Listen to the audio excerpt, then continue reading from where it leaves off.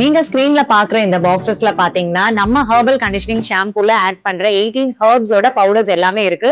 So என்னென்ன பவுடர்ஸ்னு ஒன்னொன்னா பார்க்கலாம். சீயக்காய், சோப் நட், நெல்லிக்காய், கத்தாழை, செம்பருத்தி, ஆவாரம்பூ, கரிசலாங்கண்ணி, கருவேப்பிலை, ரோஸ், வெட்டிவேர், வெந்தயம், வேப்பிலை, துளசி, கார்போக அரிசி, அரப்பு, கோடைக்கிழங்கு, பொடுதலை, முருங்கை இலை.